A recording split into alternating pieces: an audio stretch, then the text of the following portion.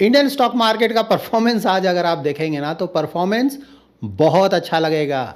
सुबह परफॉर्मेंस ठीक था, आफ्टरनून होते होते परफॉर्मेंस पहले के मुकाबले नीचे जाने लगा था, लेकिन क्लोजिंग के आसपास आते आते परफॉर्मेंस बहुत बहुत अच्छा हो गया है। तो इंडियन स्टॉक मार्केट में मोस्टली दो चीज़ें हो रही हैं जिसके कारण परफॉर्मेंस आपको देखने को मिल रहा है। इनफैक्ट लास्ट 15-20 डेज से परफॉर्मेंस कुछ स्टॉक्स का या फिर कुछ सेक्टर्स का बहुत अच्छा रहा है। तो इस वीडियो में आगे इसी को हम डिस्कस करेंगे। और साथ ही एक रिजल्ट है आईटी की, एक कंपनी का रिजल्ट आया है ना। आईटी कल भी मैंने बताया था कि ऑलमोस्ट डेड जैसा सब कुछ आ रहा है ना, रिजल्ट्स भी नहीं आ रहा है, सबका आ रहा है, आईटी का नहीं आ रहा है। लेकिन फाइनली एक कंपनी का थोड़ा रिजल्ट आया है आईटी में। उसके बाद रेलवे सेक्टर से रिलेटेड आप लोग का क्वेरी है, पेनी शेयर में इन्वेस्टमेंट करें क्या, नाम बताएं, इस तरह का भी क्वेरी आया है, इसको भी आंसर करूंगा। इन्फॉर्मेटिव वीडियो एज ऑलवेज पूरा देखें, अच्छी तरह से समझें, पसंद आए तो लाइक और शेयर जरूर करें। पहली बार हमारे यूट्यूब चैनल पे आ रहे हैं तो चैनल को जरूर सब्सक्राइब करें और हाइप जरूर करें। अब कुछ इंपॉर्टेंट पैरामीटर्स जिसको कि अगर आप देख लेंगे ना तो आपको स्टॉक मार्केट देखने की ज़रूरत नहीं है, सिर्फ आप उसको देखकर ही काफ़ी हद तक ये गेस कर लेंगे कि स्टॉक मार्केट का परफॉर्मेंस कैसा रहा होगा। तो सबसे ज़्यादा इंपॉर्टेंट पैरामीटर आजकल क्या होता है, क्रूड ऑयल, ब्रेंट क्रूड का प्राइस देखिए आप, इससे क्लियरली आपको पता चल जाएगा 103 से भी नीचे आ गया। जब हम ये वीडियो रिकॉर्ड कर रहे हैं उस समय 103 110 से ऊपर चल रहा था ना। कितना ज़्यादा गिरावट आया है, क्यों आया है, अगेन आगे मैं डिस्कस करूँगा।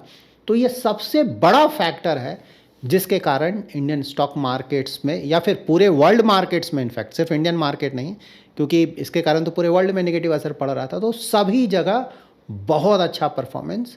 और उसके बाद कुछ और इम्पॉर्टेंट पैरामीटर जो कि अक्सर मैं डिस्कस करता हूँ, यूएस डॉलर्स देखिए 98 से भी नीचे आ गया था। ये 98.5 98.6 के आसपास चल रहा था, फिलहाल ये 97.8 के आसपास आ गया। इसीलिए गोल्ड और सिल्वर का भी रिटर्न आप देखेंगे तो बहुत ज़्यादा रिटर्न आया है, ह्यूज रिटर्न्स।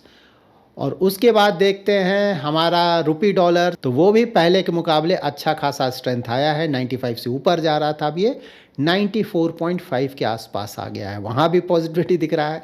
हमारा 10 ईयर जी सेक कितने पे था, 7% प्लस पे चल रहा था, ये 6.92 के आसपास आ गया है। उसी तरह से यूएस का भी अगर आप जी सेक देखेंगे जो कि 4.42% के आसपास चल रहा था 10 ईयर जी सेक, वो भी 4.34% के आसपास आ गया है। सभी जगह पॉजिटिविटी। ऑफ कोर्स कुछ लोग क्रिप्टोज में भी इन्वेस्ट करते हैं तो वहाँ भी अच्छा खासा रिटर्न देखने को मिल रहा है। तो ऑलमोस्ट सभी एसेट क्लासेस में इसका पॉजिटिव असर पड़ा है। तो आखिर ऐसा क्या हो गया? तो देखिए, कुछ दिन पहले मैंने आपको बताया था कि प्रोजेक्ट फ्रीडम चल रहा है, इनफैक्ट कल ही बताया था, उससे पहले तो वीडियो ही नहीं आया था हमारा ना। तो प्रोजेक्ट फ्रीडम के अंतर्गत बोला गया था कि जो भी ships straight of Hormuz cross नहीं कर पा रहे हैं उसको यूएस क्रॉस कराएगा। ठीक है, तो मैंने कल ये बताया भी था कि अगर सही में यूएस ये सब करने लगा, ईरान रिटेलिएट करेगा तो वहाँ प्रॉब्लम हो सकता है, जो कि स्टॉक मार्केट के लिए नेगेटिव हो सकता है।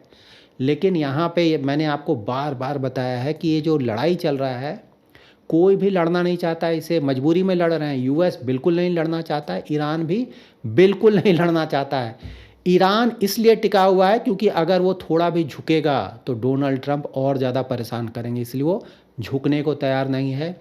और डोनाल्ड ट्रंप तो बिल्कुल ही इसे नहीं चाहते हैं, गलती से यहाँ फंस गए हैं, वो भागना चाहते हैं। और फाइनली ऐसा लग रहा है कि वो भाग गए हैं ऑलमोस्ट। क्यों मैं ऐसा बोल रहा हूँ आगे मैं बताता हूँ। तो देखिए, प्रोजेक्ट फ्रीडम जो उन्होंने चलाया था ना, उसे रोक दिया गया है।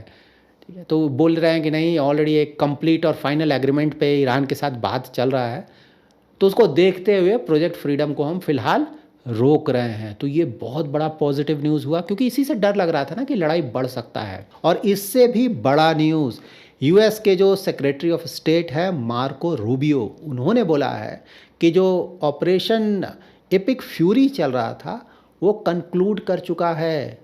मतलब कि अब वो नहीं होगा, रुक चुका है, जो हमने स्टार्ट किया था। ये बहुत बड़ा न्यूज़ है। तो इनडायरेक्टली वो बोल रहे हैं कि शायद अब यहाँ से लड़ाई और ज़्यादा ना बढ़े। तो ये सभी जगह मैं शायद लगाता हूँ, क्योंकि एग्जैक्टली फ्यूचर किसी को नहीं पता है, किसके दिमाग में क्या चल रहा है।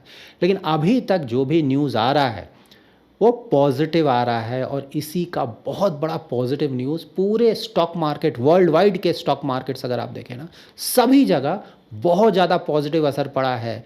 ऑल्दो यूएस क्या बोल रहा है कि भाई जो भी हमारे ऑब्जेक्टिव्स थे वो हमने अचीव कर लिए हैं, इसीलिए हम लड़ना नहीं चाहते हैं। मतलब इससे बड़ा जो कुछ सैड जो कुछ हो ही नहीं सकता है। उनका नंबर वन अचीवमेंट क्या है, वो बोल रहे हैं कि हार्ड लाइनर्स को हमने ख़त्म कर दिया। हार्ड लाइनर्स तो वहीं पे है ना। इनफैक्ट जो हार्ड लाइनर्स थे या फिर जो आईआरजीसी है उसका कंट्रोल और भी ज़्यादा ईरान पे बढ़ गया है, और आसपास के जो दूसरे मुस्लिम कंट्रीज़ हैं उनसे कहीं ज़्यादा स्ट्रॉन्ग या फिर बहुत ज़्यादा स्ट्रॉन्ग बनकर उभरा है ईरान। तो उन कंट्रीज़ के लिए भी बहुत बड़ा हेडेक क्रिएट हुआ है इस जो भी ऑपरेशन चला है, या फिर अभी चलेगा। ऐसा नहीं कि पूरी तरह से बंद हो गया, लेकिन हाँ अभी तक थोड़ा पॉजिटिविटी आया है। उसके बाद न्यूक्लियर जो उनका वेपन बनाने का बात है वो तो सब कुछ उनके पास ही है ना, 60% इन रीच्ड है। थोड़ा बहुत और टाइम लगेगा, चाहेंगे तो न्यूक्लियर वेपन बना लेंगे। कुछ भी उस पर नहीं हुआ। मिसाइल वहाँ पे टेक्नोलॉजी अच्छा खासा ईरान के पास, अगर उसे छोड़ दिया जाए तो ऑफ कोर्स वो वेरी लॉन्ग रेंज के मिसाइल्स बना सकते हैं जो कि यूएस तक भी मार कर सकता है। वहाँ भी किसी तरह का कॉन्क्रीट अभी तक हुआ, लेकिन हाँ ये बात बिल्कुल सही है कि डिस्कशंस चल रहा है, अभी फाइनल नेगोशिएशन हुआ नहीं। तो हो सकता है ये जो भी चीज़ें मैंने बोला है इस पे कुछ हो, लेकिन हाँ ये बात तो सही ना, हार्ड लाइनर्स तो नहीं हटने जा रहे हैं, आईआरजीसी तो हटने नहीं जा रहा है। तो लेट्स सी क्या होता है। मोस्टली स्टेट ऑफ हॉर्मुज को हमें ज़्यादा देखना चाहिए कि वहाँ पे क्या आउटकम होता है। अगर वहाँ पे कुछ पॉजिटिव न्यूज़ आता है ना, जैसे ईरान बोल रहा है कि मैं हमेशा के लिए उस पर कंट्रोल रखूँगा, मैं जो चाहूँगा करूँगा, जिस शिप्स को चाहूँगा वही सिर्फ क्रॉस करेगा, अगर ये सब होगा तो बहुत नेगेटिव है। सो लेट्स सी यहाँ पे क्या आउटकम होता है। लेकिन अभी तक जो कुछ भी न्यूज़ आया है बहुत ज़्यादा पॉजिटिव है, और मार्केट काफ़ी हद तक इन चीज़ों से मूव ऑन कर चुका है। मैंने पहले भी कई बार आप लोगों को बताया था, डिस्काउंट कर लिया है। हाँ यहाँ से बहुत ज़्यादा प्रॉब्लम आ जाए, क्रूड ऑयल 130 140 यूएस डॉलर्स पर बैरल जाने लगे, उस रेंज में जाने लगे, तब फिर से प्रॉब्लम देखने को मिलेगा, उसमें डाउट नहीं। लेकिन ये थोड़ा बहुत अप डाउन होता है ना, तो मार्केट ऑलरेडी ये सब डाइजेस्ट करके मूव ऑन कर चुका है। और इंडिया के लिए बहुत बड़ा न्यूज़ क्या है, वो है हमारा अर्निंग ग्रोथ। बहुत अच्छा रिजल्ट आ रहा है। कल भी मैंने बताया था कि बहुत बहुत ज़्यादातर जो कंपनीज आ रहे हैं, जो एक्सपेक्टेशन था मार्केट का उस एक्सपेक्टेशन से कहीं ज़्यादा अच्छा आ रहा है। और अगर डोनाल्ड ट्रंप की तरफ से कोई और स्टुपिडिटी ना हो, मतलब पहले उन्होंने किया था ना, टैरिफ गेम खेला था, पूरे वर्ल्ड में प्रॉब्लम, फिर ये वॉर स्टार्ट कर दिया, पूरे वर्ल्ड में प्रॉब्लम, इस तरह का अगर कोई स्टुपिडिटी ना हो तो बिल्कुल आप आने वाले क्वार्टर्स में और ज़्यादा एक्सपेक्ट कर सकते हैं कि हमारा अर्निंग ग्रोथ और बढ़ेगा। और अर्निंग ग्रोथ जैसे जैसे बढ़ेगा वैसे वैसे कंपनीज का परफॉर्मेंस इंप्रूव होगा, स्टॉक्स का जो प्राइस है ऊपर जाएगा, और ओवरऑल मार्केट का भी परफॉर्मेंस आएगा। आईटी सेक्टर मैंने बताया था ना, सभी कुछ डाउन एंड आउट, लेकिन कल कोफोर्ज का रिजल्ट आया है। मैंने देखिए काफ़ी समय से मैं आप लोग बता रहा हूँ, मिड कैप में कुछ स्पेस है यहाँ की, कुछ उम्मीद बचा हुआ है। लार्ज कैप्स तो अभी कुछ नहीं दिख रहा है, मिड कैप्स में थोड़ा बहुत उम्मीद है। So let's see. तो कोफोर्ज का कल रिजल्ट बहुत अच्छा आया था, इसीलिए आज उसका स्टॉक प्राइस आप लोग देख रहे हैं ना, बहुत तेज़ी से ऊपर गया है।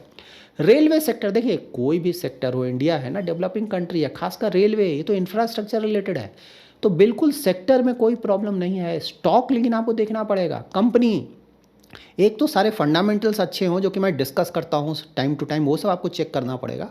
वैल्यूएशन चेक करना पड़ेगा, कितना भी अच्छा सेक्टर हो, अगर आप घटिया स्टॉक लेकर खरीद लेंगे तो वो रिटर्न नहीं आएगा वहाँ पे ना।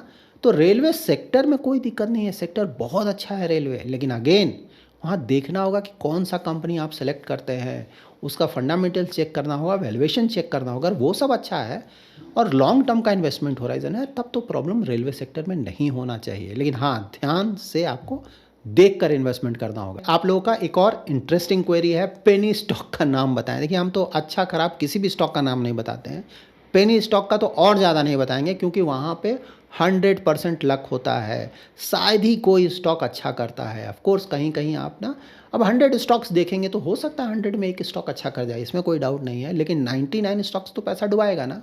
और ये जो सो कॉल्ड ऑपरेटर्स होते हैं, जिससे रिटेल इन्वेस्टर कुछ ज़्यादा ही डरते हैं, वो यहीं पे तो बैठे हुए हैं ना, वो तो आप ही लोगों के इंतजार में बैठे हुए हैं। तो अगर आपके पास बहुत ज़्यादा पैसा है ना, इतना ज़्यादा पैसा कि आप रख नहीं पा रहे हो, होता है कुछ लोगों के पास बहुत ज़्यादा पैसा, क्या करूँ इस पैसे का, तो उस अगर उतना ज़्यादा पैसा है तो कुछ पैसा वहाँ लगा दे, वो बात अलग है। लेकिन अगर लिमिटेड पैसा है, इन चक्करों में नहीं पड़े। अच्छे अच्छे स्टॉक्स, बहुत ज़्यादा रिटर्न आ रहा है लास्ट 15-20 डेज इनफैक्ट ना, इधर देख रहे हैं ना आप, जो अगर आपने अच्छे सेक्टर या फिर अच्छे क्वालिटी के स्टॉक में इन्वेस्ट किया हुआ है ना, बहुत रिटर्न आ रहा है अभी। और अगर सब कुछ ठीक चला तो मोस्टली लेट्स सी परफॉर्मेंस आना चाहिए, क्योंकि परफॉर्मेंस नहीं आया ना 1.5 साल से, तो कोई परफॉर्मेंस है नहीं। ठीक है, मार्केट कहीं गया नहीं है, खासकर अभी भी पहले के मुकाबले तो डाउन ही है। तो ऑफ कोर्स अगर ये जो भी चीज़ें मैंने डिस्कस की अगर वो सब ठीक ठाक से चलता रहता है तो ऑफ कोर्स हम अच्छा खासा रिटर्न एक्सपेक्ट कर सकते हैं। लास्ट पे पड़े रहो, इन्वेस्टमेंट फिलॉसफी पड़े रहना है, सोना नहीं है। कहीं भी इन्वेस्टमेंट करना है तो आपको अच्छे क्वालिटी का ध्यान रखना है, म्यूचुअल फंड हो, स्टॉक हो, और लॉन्ग टर्म तक बने रहना है। शॉर्ट टर्म हमेशा ध्यान में रखें, 100% लक है, तो शॉर्ट टर्म के चक्कर में आइडियली हमें कभी नहीं जाना चाहिए।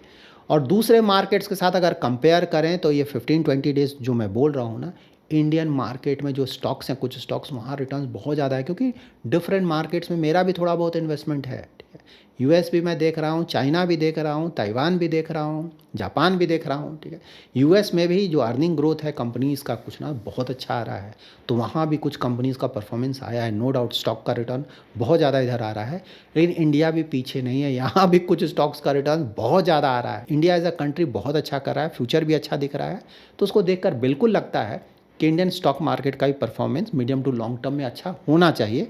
और अगर इकोनॉमी आपका अच्छा करेगा, स्टॉक्स का परफॉर्मेंस अच्छा होगा, तो रिटर्न्स भी आएगा, प्रोवाइडेड पड़े रहो, इन्वेस्टमेंट फिलॉसफी को आप सही से फॉलो करें।